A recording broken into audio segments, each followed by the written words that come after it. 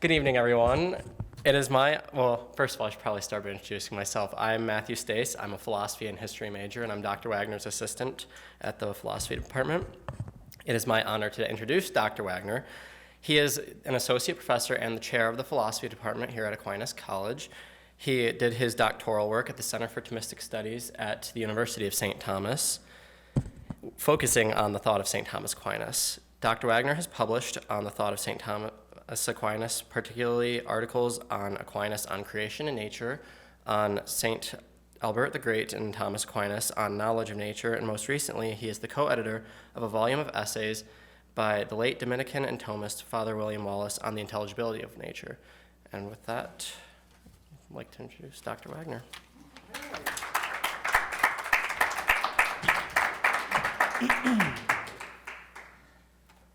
So thank you very much, Matthew, and to Campus Ministry for inviting me to give this talk, which is no longer sitting here. That's awesome. Don't worry, there's a backup if I actually did. Oh, did you take it? See? That's an assistant. Okay. That was actually a slightly horrifying moment for a scholar, right? I wrote it because I need the written part. Thank you to Matthew, thank you to Campus Ministry, and also to the Philosophy Department for inviting me to do this. I guess that means I kind of invited myself. I didn't, okay? Campus Ministry, thank you so much. And it's a real honor to speak on Thomas Aquinas at Thomas Aquinas College during St. Thomas Aquinas Week. So thank you so much. I'm pleased to be here. I'm going to talk about St. Thomas Aquinas' life, his works a bit, and then the integration of faith and reason. I'll kind of focus on some things that have meant a lot to me personally in my life, what drew me to St. Thomas Aquinas, and hopefully those will be relevant to the culture at large. A couple things on sources that I'd like to say in case you're interested, and you can email me and I can send you a bibliography. The kind of definitive works on the life of St. Thomas Aquinas are by Jean-Pierre Tourelle, the Dominican, the French Dominican. He has 3 volumes, and CUA is currently editing, I think, the 3rd edition of them. I think, as our historian, Professor Duncan, will tell you, it's a little bit tedious to read because he includes, anytime there's any kind of controverted point about Thomas's life, he includes all the kind of scholarly biography debates in the corpus. It's kind of painful, okay? So you might want to get other work. It's useful because you know what you can kind of he's interested in making sure, like, well, we really know this, we don't really know this so much, okay? So it's useful for that, a little tedious. There are, of course, other biographies. Chesterton's famous The Dumb Ox. There's one by Wallace that I really like. And other scholars, Maritain, Grabman, Chanu, that I can send you references to if you're interested. They're more story-like and fun to read. Okay. So let me talk about St. Thomas Aquinas' life. So St. Thomas Aquinas was born in 1224 or 1225, we don't know exactly, in the castle of his family at Roccaseca in southern Italy. He died then in 1274. He didn't live a very long life, which makes his accomplishments even more incredible, right? He's 49 or 50 years old when he passes away. He was from a family of at least 9, being one of 4 boys and also having 5 sisters. The castle at Roccaseca, owned by his family, was in the county of Aquino, thus the name, and we also believe that this was actually a real surname of his family. So Thomas de Aquina, or now St. Thomas Aquinas. And by the way, I'm just going to apologize. I don't know if it's because I'm from Southern California and I have an English grandmother, but I will kind of go back and forth pronouncing Aquinas or Aquinas. I'm not sure why. My students make fun of me. They can tell you about it. I'm a Thomist that can't pronounce St. Thomas' name. I don't know what to say. Okay, my wife makes fun of me for lots of pronunciation issues I have. I don't know what it's from. Okay. Being centrally located between the papal states in Rome and the emperor in Naples, Thomas' family was heavily caught up in the politics of his day. One of his brothers, Rinaldo, would at one point be executed by the emperor for being loyal to the Pope when the emperor thought that was not a good plan. His family considered him a martyr, and there is a story that one of Thomas's deceased sisters revealed as much to him in a dream.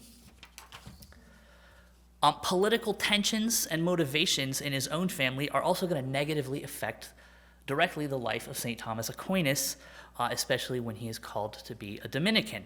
We'll come back to that. The custom in St. Thomas's time was for noble families to give the youngest of their sons to service of the Catholic Church. So his family devoted him. They made him an oblate at the Benedictine monastery of Monte Cassino. And this was around the time that he was 5 or 6. He, of course, isn't taking vows. He's been devoted. He will take the vows later, should he so choose. Of course, he will not. We'll see. Those that have studied medieval philosophy will know that the Benedictine monastery at Monte Cassino was the first monastery founded by St. Benedict of Nursia.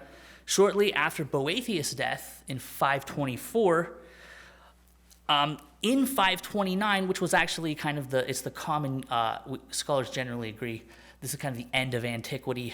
The Platonic Academy was also shut down at this point. It had lasted some 900 years. The monastery marked a full historical transition from the ancient to the medieval intellectual life in the Latin West. How fitting is it then that the person who should mark, I'm going to say, the highest level of perfection and completion in medieval philosophy begins his studies at the place that marks the very beginning of the medieval intellectual life. And I think that's, there's the points that I'm kind of touching on that where Thomas is kind of at a pivotal point in history, and this is one of those. Here, St. Thomas was first introduced to the religious life, and he was given basic education in reading and writing, similar to the kind of education we would get at a high school level. So he was a lot further along than I was. So I have to live a lot longer if I'm going to even come close remotely to producing the kind of scholarly work St. Thomas did. I'm not even remotely there, okay? So I need to be like 200, I think. He started earlier. While the monastery had a long and prestigious tradition in which it had been destroyed, sacked, at least 3 times before St. Thomas, and then more afterwards, it just keeps getting destroyed in wars. It had somewhat fallen into spiritual decadence, and that will become a point of interest later on in Thomas's decision to become a Dominican. In effect, the religious life and mission became compromised by the political power connected to the monastery. The monastery controlled other monasteries, so it had power and prestige. Many bishops and 3 popes came from this particular monastery that St. Thomas studied at. The church needed a new spiritual type of order, which St. Dominic would provide and St. Thomas would follow. In the spring of 1239, when he was 14 or 15, Thomas left the monastery and went to Naples for more advanced studies. In Naples, he studied at the Studium Generale, founded by Emperor Frederick II. This would become the University of Bologna outside of Florence, the oldest university in Europe, founded in 1088. There, of course, is an argument about what the oldest university is, but I'm just going to say it looks like it's Bologna, okay? Paris wants to claim it, and then there's a debate about whether or not what was happening in the Middle East at that time was universities or not. I'll leave that aside, okay? Anyways, very early university. Let's stick with that. This here is a second pivotal moment. St. Thomas Aquinas studied at this earlier first university, properly speaking, in the Latin West. A new set of intellectual tools and training is now being used to educate students. Here, St. Thomas would study the liberal arts, so probably something like the trivium, grammar, logic, rhetoric, and the quadrivium, mathematics, geometry, music, and astronomy. And as scholars tell us, he received an education, then something equivalent like to our 4-year bachelor's degree at this point. At this time, also very importantly, Michael Scott, who was an advisor to Frederick II, also a mathematician, master translator and scholar, had begun translating Greek and Arabic works into Latin. This was in southern Italy, and this was happening also at Naples. Here we have then another pivotal moment. These translations and this ancient work meant that at an early stage in education, St. Thomas was already introduced to the philosophy of Aristotle, especially his studies in nature, along with the Arabic commentators' work on that. That primarily is going to be Avicenna, Ibn Sina, and Averroes. And we'll see, I'll talk more about this, but this had a profound impact on his scholarly and intellectual career as a philosopher and a theologian. St. Thomas will appropriate the philosophy of nature and natural theology of Aristotle. So often we hear this phrase, St. Thomas Aquinas baptizes Aristotle. He's going to employ Aristotle's philosophical system then in order to show an integration of faith and reason, something that is commenced in St. Augustine, but not perfected. There are moments, because St. Augustine is a Platonist and he has to work with Plato's framework, where he just kind of throws his hands up in the air because he knows that the system leads to errors that you can't avoid. For example, that matter's evil. Okay. And Thomas doesn't have that issue. Okay. Let me talk about St. Thomas Aquinas and the Dominicans. Importantly, it's also at Naples during these early studies that Thomas was first introduced to the Dominican order.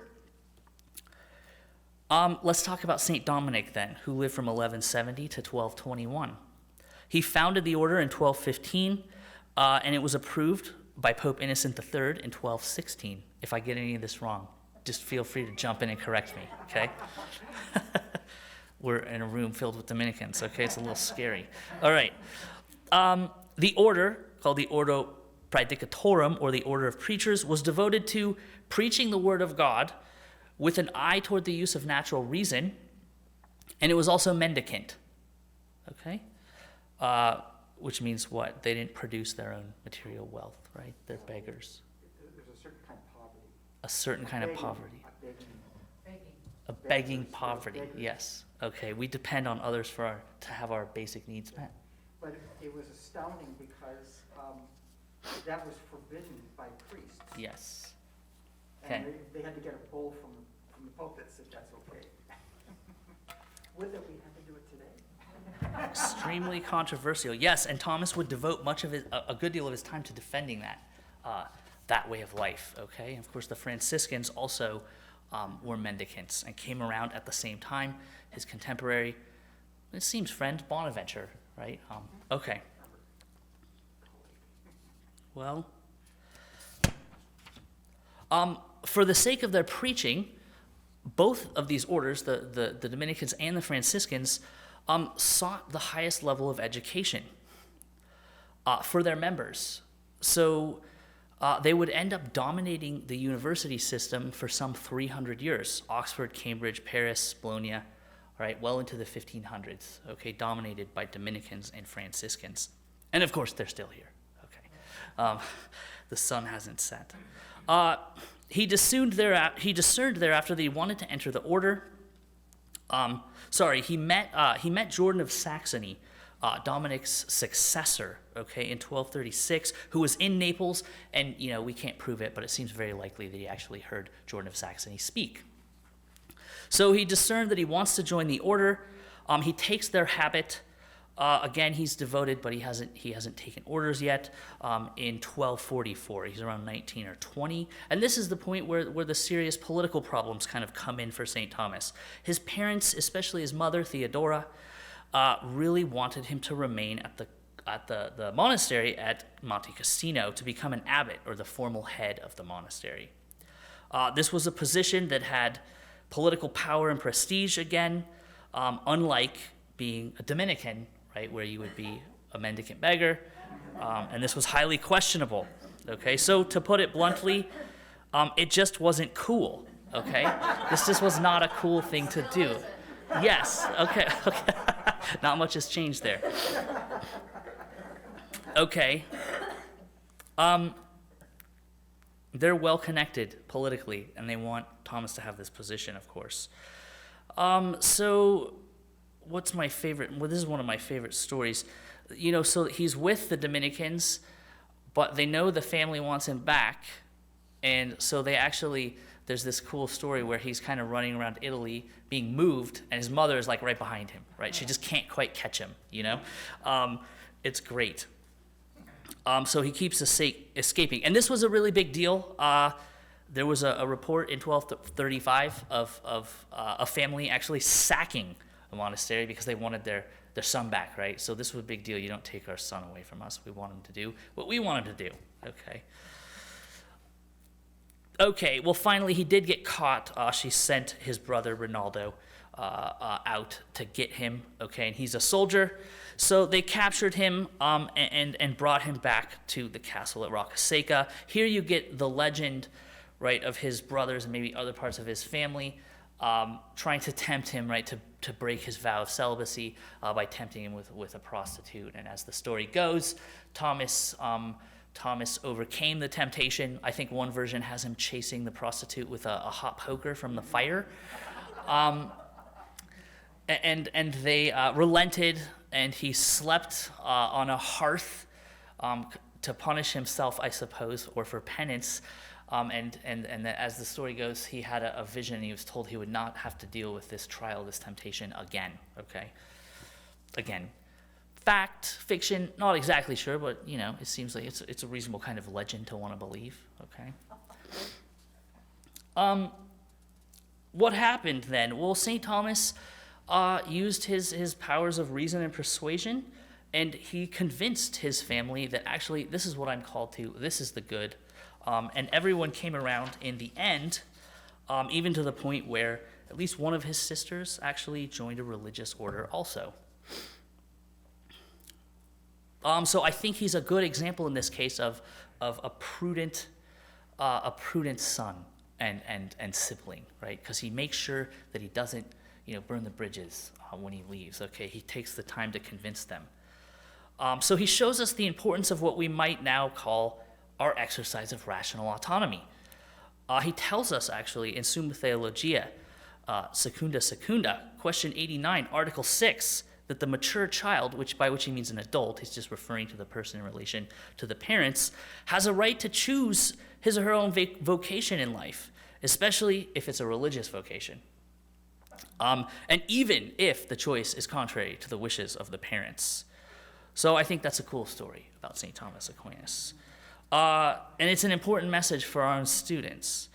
Of course, your parents' and families' opinions really matter. And I'm sure they're all telling you to flee from subjects like philosophy and theology. What kind of paycheck, they will say, comes at the end of that degree? Okay?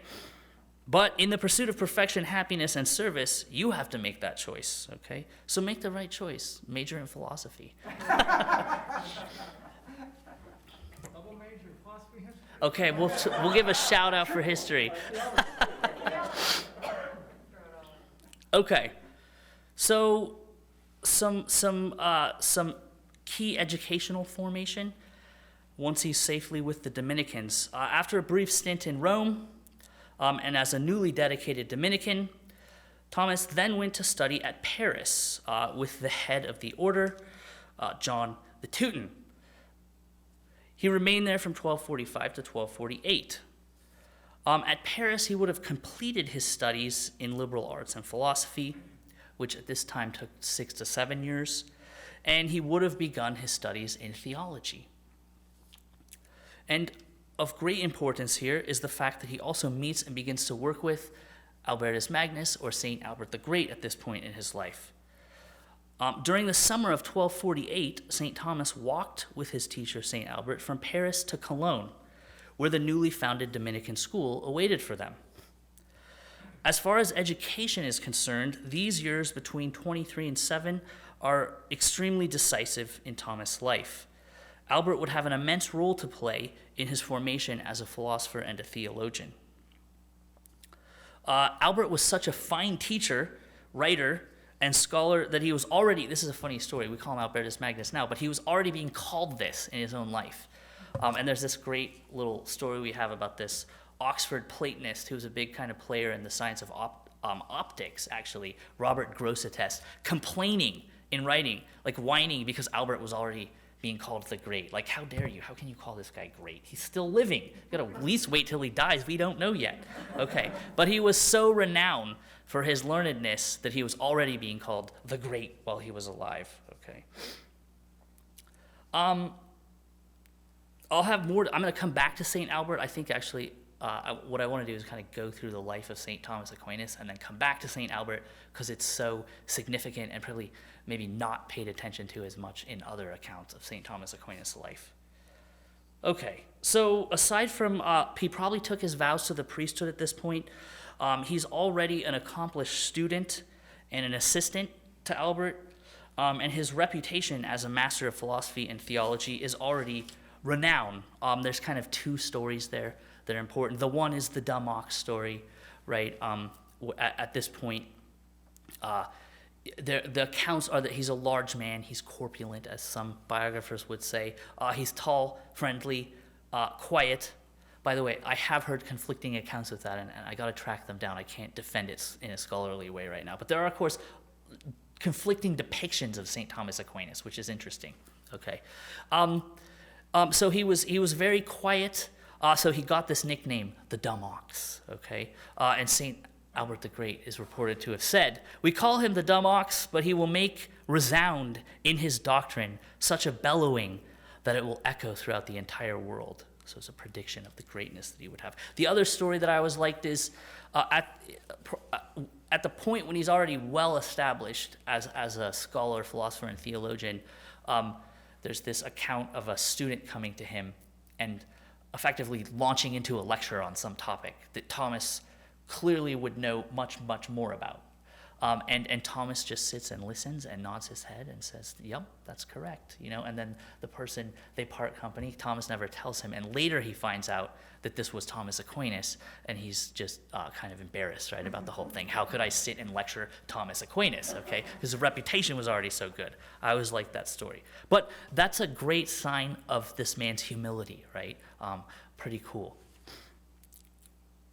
Sit around with some academics and see what happens when one person who thinks he or she knows more than another person speaking, right? What are we going to do? We'll be at each other's throats. Okay. In Cologne, he also begins to teach here on theology and scriptures.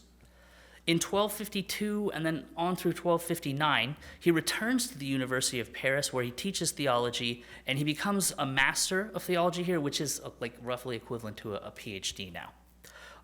What he did there is in order to do that, what everybody did is complete a commentary on the sentences of Peter Lombard.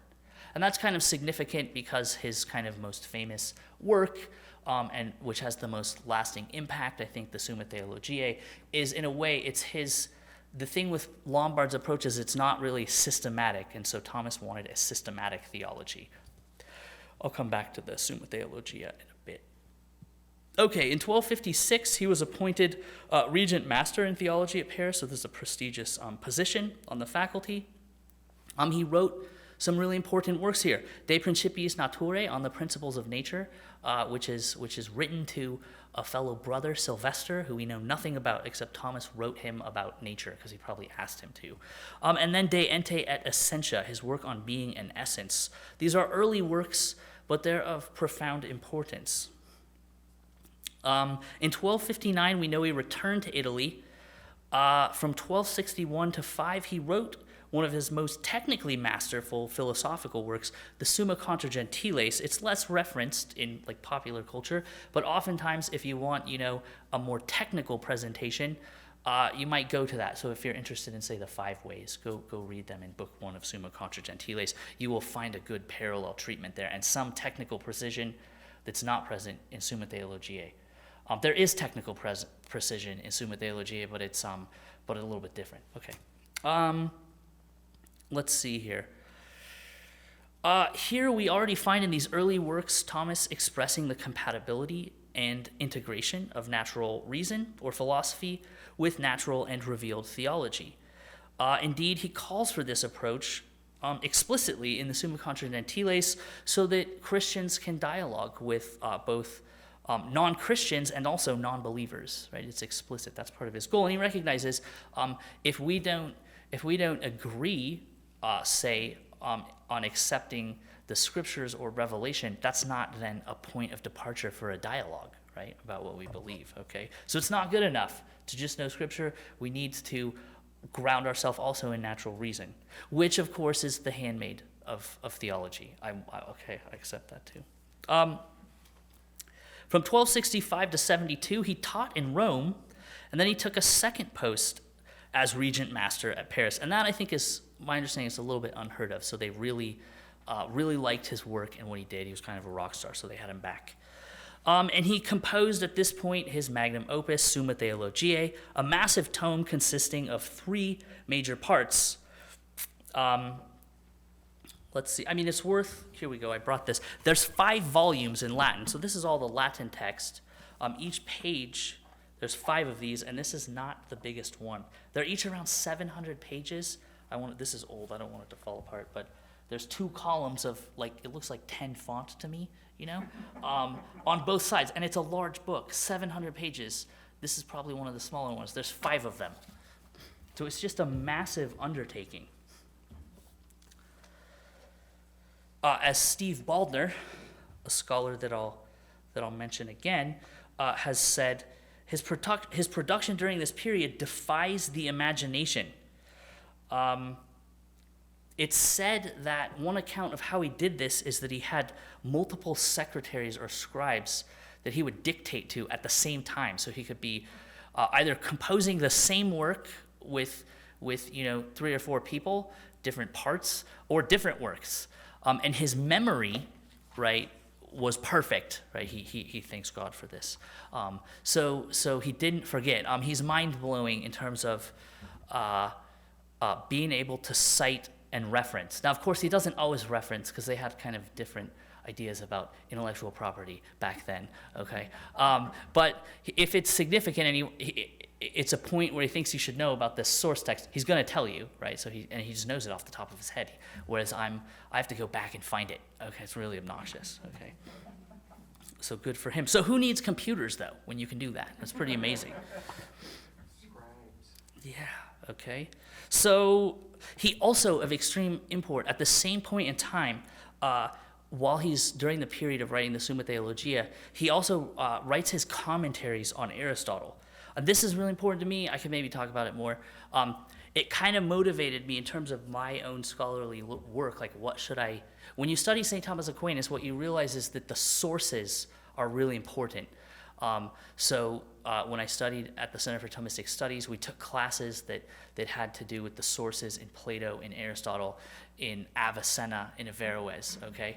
And Augustine, of course. And there's others, Dionysius, okay? I'm really weak on Dionysius, don't ask me about it. I wanna fix that problem. But Thomas kind of led the way for me, because I looked at his own life, and he had studied the commentary tradition.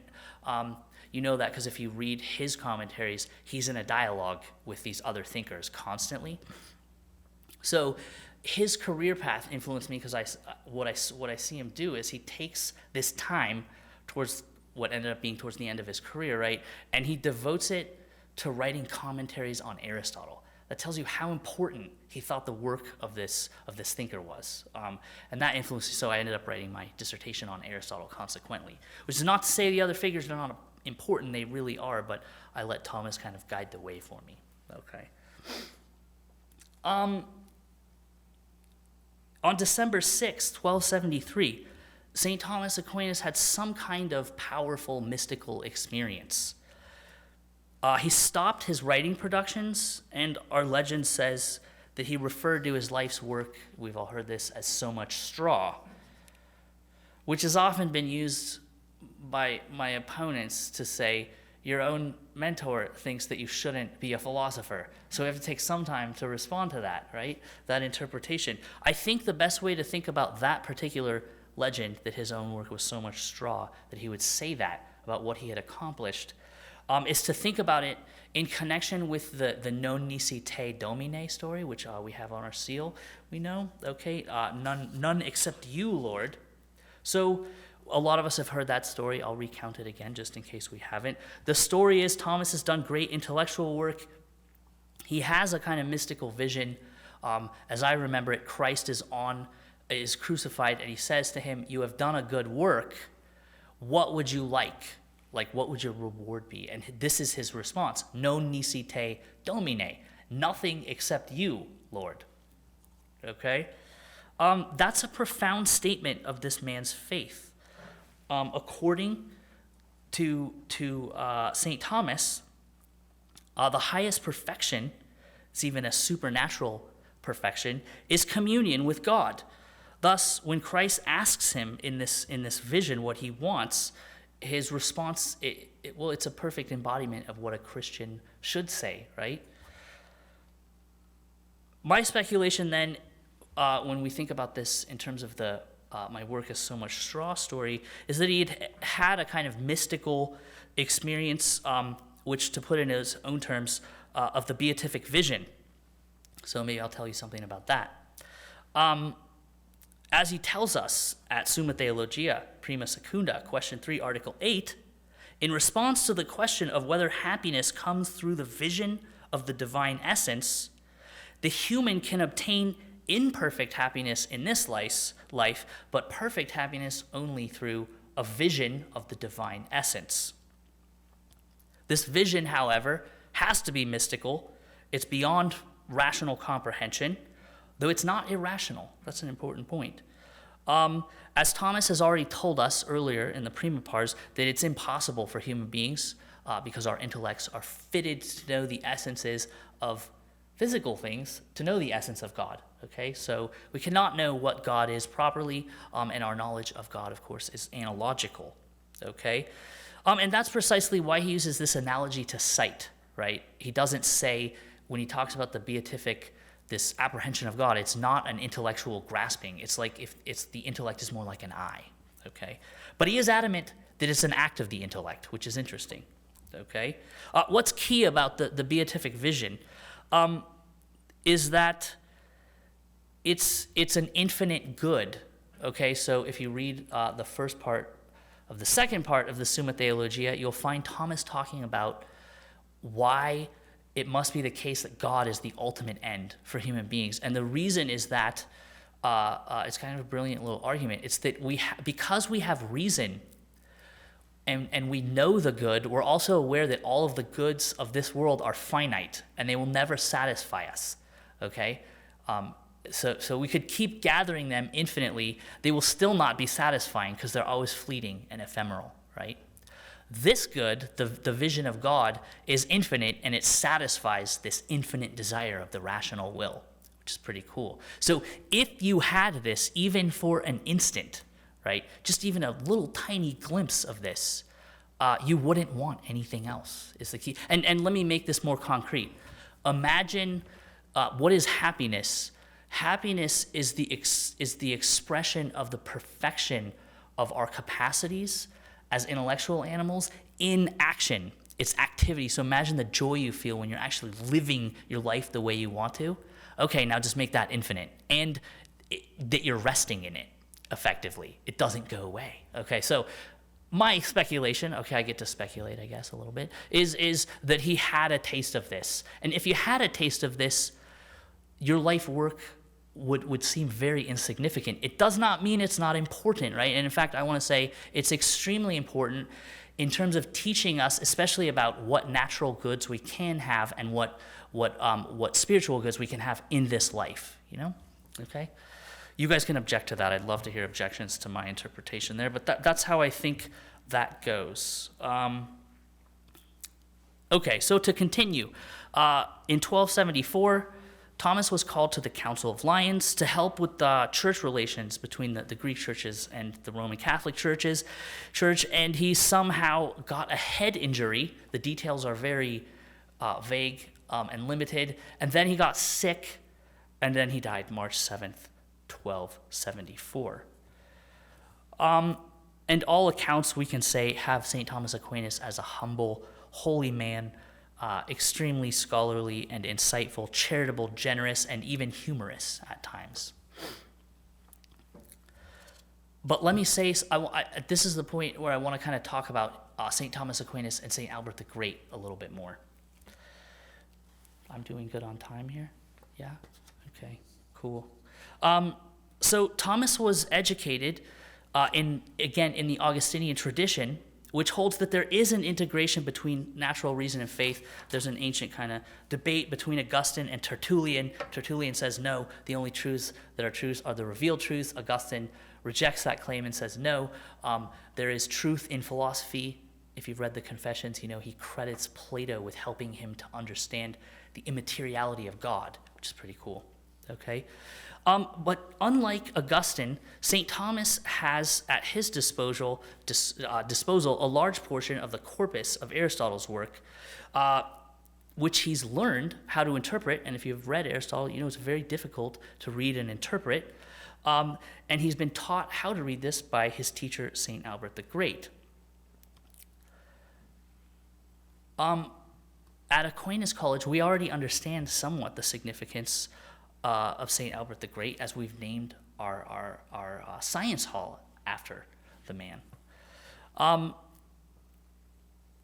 of course, he's the patron saint of the sciences. Okay, so let's talk about why. We need to go back to Aristotle first, actually, to understand why St. Albert is such an important figure in the history of philosophy, science, and why he's the patron saint of the sciences. So Aristotle, unlike his teacher Plato, is a kind of empiricist. There's some ways you have to be careful when you say that, but he's a kind of empiricist. He believes that knowledge starts with sensation. Key point is that consequently, he thinks that in order to know the world we live in ourselves, we need to be outside studying it.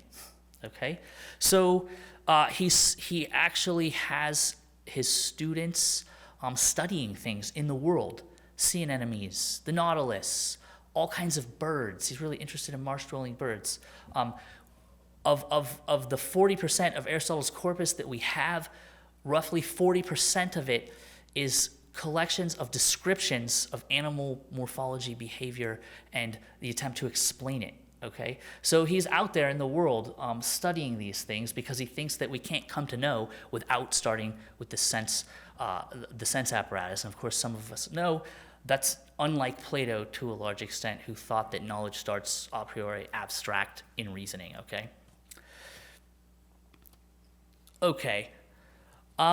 While subsequent thinkers prior to Albert read Aristotle and knew Aristotle, for whatever reason, I have some theories on this, I won't go into them here, they didn't do this thing. So the last account we have of students out like collecting data in the field it's with Theophrastus, Aristotle's last student. It's in the 4th century BC, and then there isn't a record like that. It just doesn't exist. Now, the Arabic and the Semitic traditions did a lot of work in the commentary tradition and on the developments of mathematics and medicine. They just didn't do this thing, which is what you would call like field research, okay? And then suddenly, Albert receives these works. And the thing that Albert did, this was really smart, the logical works of Aristotle, chiefly the posterior analytics, is extremely difficult precisely because it's at the highest level of abstraction. Aristotle, it's like notes for him. He's not interested in giving you a lot of examples or explaining it. And he also thinks that you kind of have to work your methods out in the particular sciences. So he's not going to do it all there. Albert reads the posterior analytics, but he also reads Aristotle's works in the life sciences, and he sees how this method works, and he accepts this theory of knowledge, and boom, the next thing you know, Albert's out in the field studying animals like the ibex and bird animals, and he's started this research program approach to the natural sciences, which is really cool, and we have a record of this. So he also founds his own, he starts mineralogy, which is cool. He does work on the elements that goes way beyond Aristotle, okay? So it's really important stuff. You have a launching of what we could call the empirical sciences. So this is kind of a bit of historical revisionism, maybe, right? Because Albert actually ends up playing an integral role in the history of science itself and St. Thomas Aquinas. A cool story in connection to that is with the work of Father William Wallace, who Matthew had mentioned earlier, who shows, so Father Wallace specializes in Aristotle, St. Thomas Aquinas, St. Albert, but also modern science and contemporary science. He himself was a scientist, an amazing figure, and Galileo. And he shows this cool connection where Galileo had studied with these Jesuits at the Collegio Romana, and they had taught him the conception of scientific natural demonstration via Albert and St. Thomas, and it becomes incredibly important in his own career. The problem of natural demonstration is a big one, because it's easy to see how we can demonstrate things with quantity in mathematics. It's very difficult to understand how do we know things in a world that's filled with contingency, right? So Thomas and Albert have a solution to that problem via Aristotle, and Galileo picks it up. It's pretty cool. Okay, so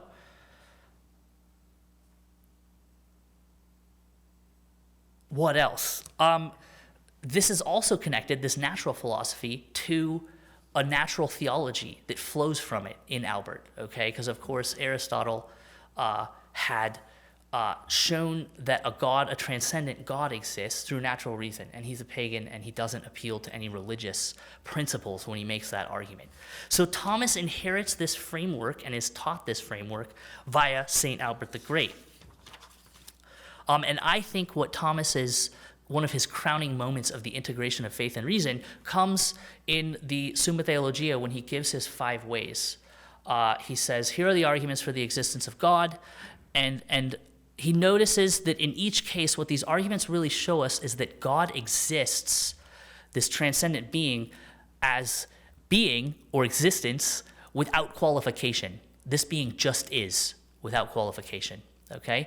And Thomas points out, this is exactly how God had named himself in the Old Testament, right? At Exodus 3:14, where God says, ego eimi hoon in Greek, which is I am who ising, literally, or ego sum qui sum, I am who am, or who is, in Latin, okay? This is a profound statement, right? What is God trying to... Now, if there's theologians in here, I hope I'm not being heretical. But what Thomas interprets God to be saying is, I exist without qualification, which is not something you can say about any natural being, right?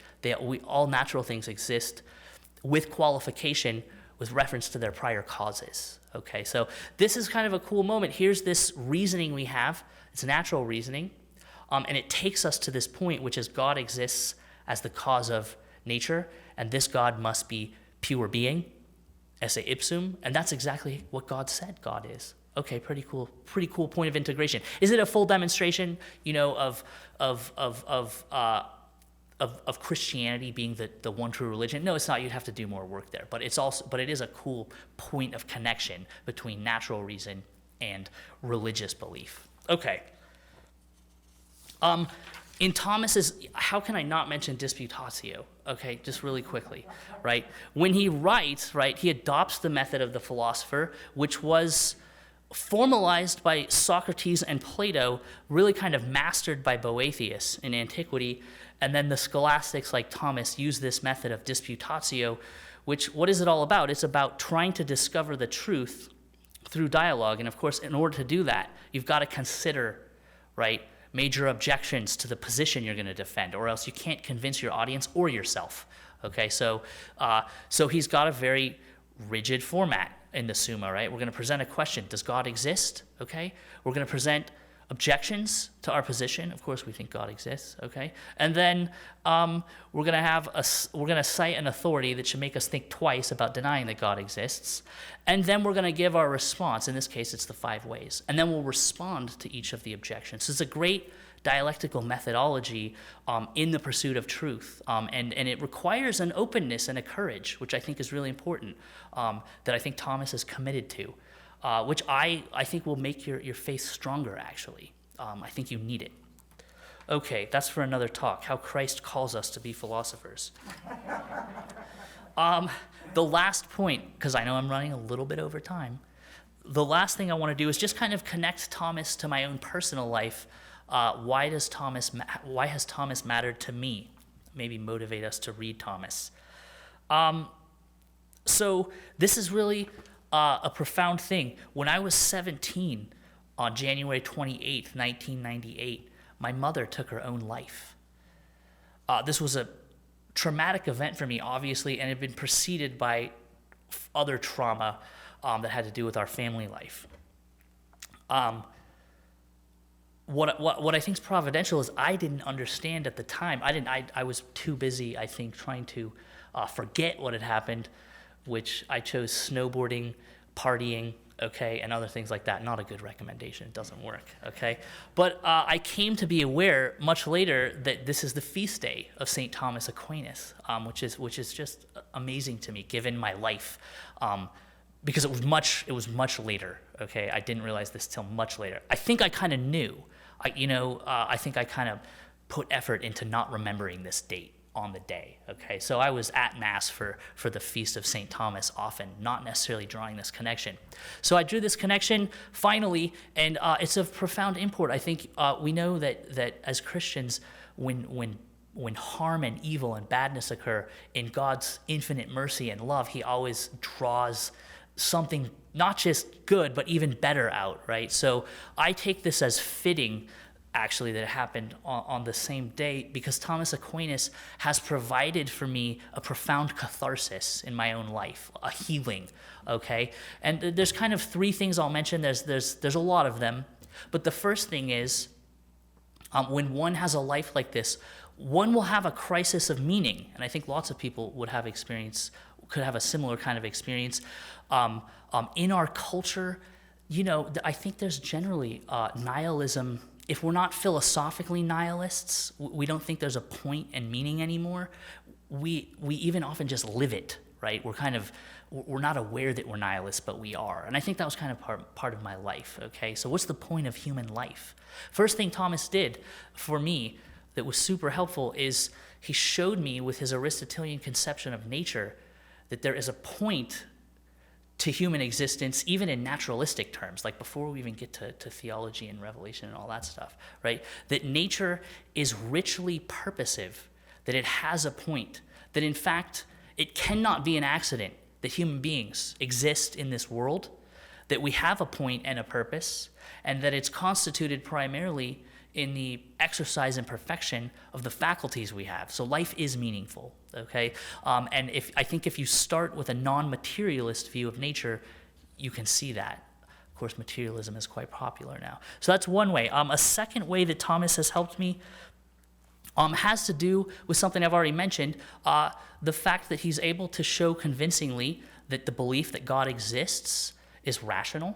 This is not an irrational action. In fact, as a Thomist, I'll tell you, I think it's demonstrable, okay? I'll die on that sword.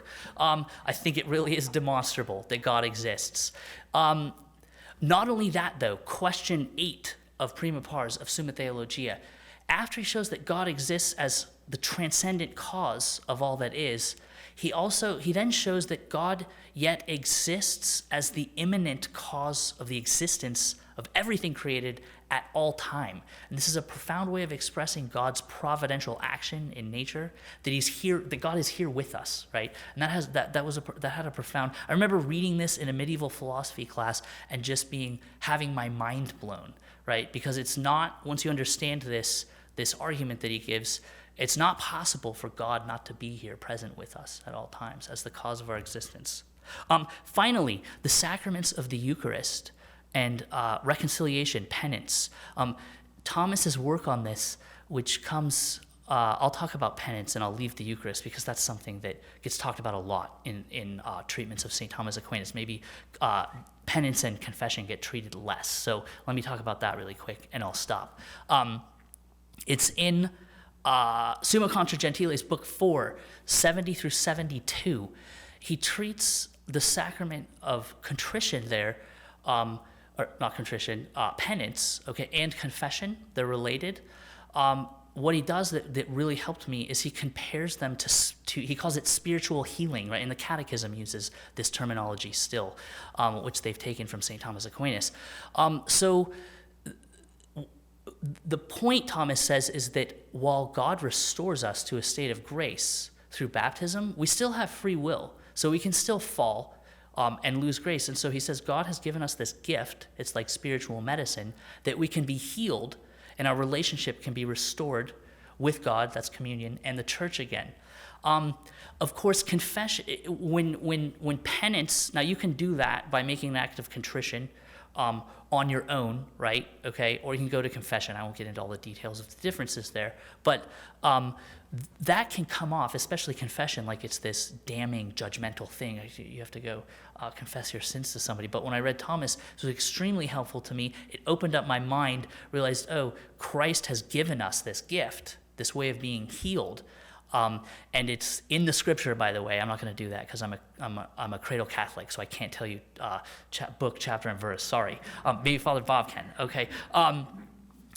But it really helped me in my life because it helped me to receive the sacrament. And as far as arguments for the existence of God go, and the importance of my religious life, the philosophical ones are fine. But I've had no greater experience of communion and healing from God than through the sacrament of reconciliation and the Eucharist. And I don't have an argument for that because there isn't one. It's just how my life has unfolded.